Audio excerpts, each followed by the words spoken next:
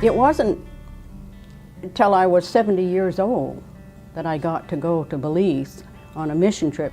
I wanted to go because where I grew up in Bangor, Maine, it was practically all one culture.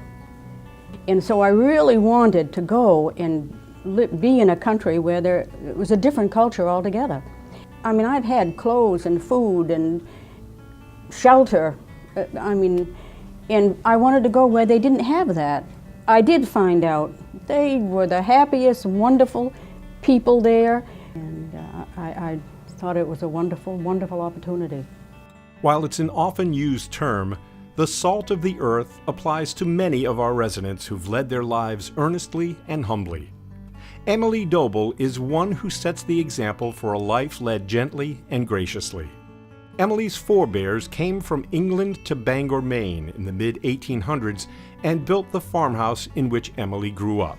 The dairy farm required the constant work and attention of her parents, siblings, and 2 grandmothers before and after the World War II years.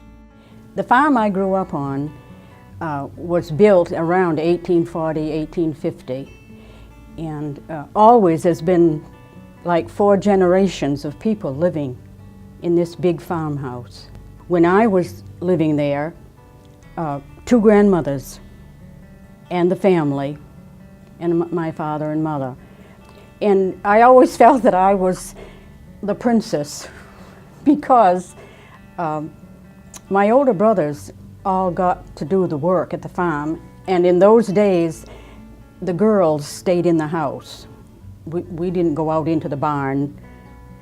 We lived about 5 miles from the school. The country school was very near where I lived, but the year before I would have started, they closed it, and then we all went into the city of Bangor to go to school. She was a diligent and active student in high school. During those years, she worked summers at a YWCA camp where leaders there, seeing Emily's natural interest in working with children, encouraged her toward a career in teaching. She followed that guidance and graduated from college with a degree in education in 1957.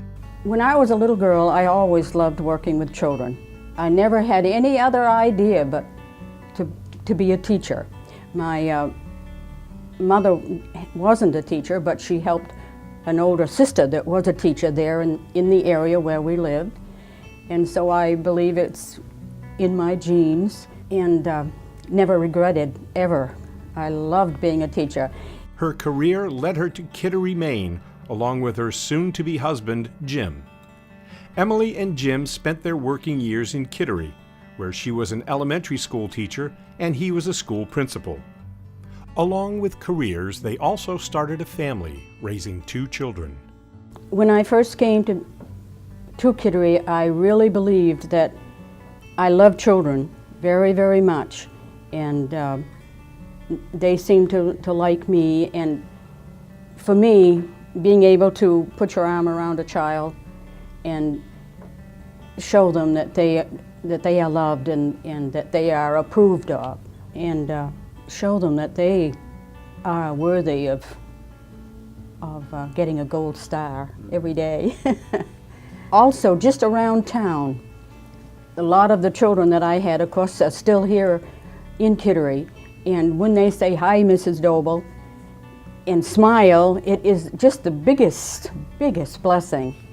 Jim was stricken with cancer in 1988, and they both retired from education as it became apparent he would not recover. Emily has been a widow for over 20 years, but has remained active as a volunteer and church educator.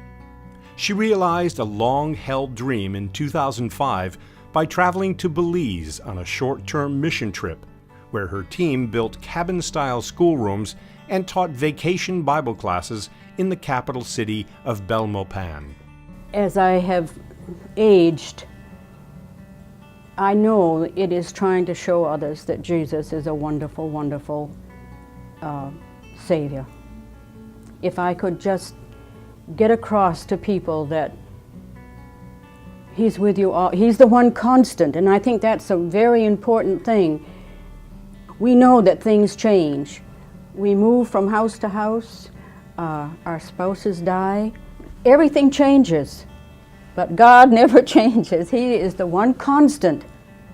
And if we can hang on to Him, we'll be all right in this world. We at ACRC are grateful to serve this faithful woman, whose profile in grace and endurance mark her as the true salt of the earth.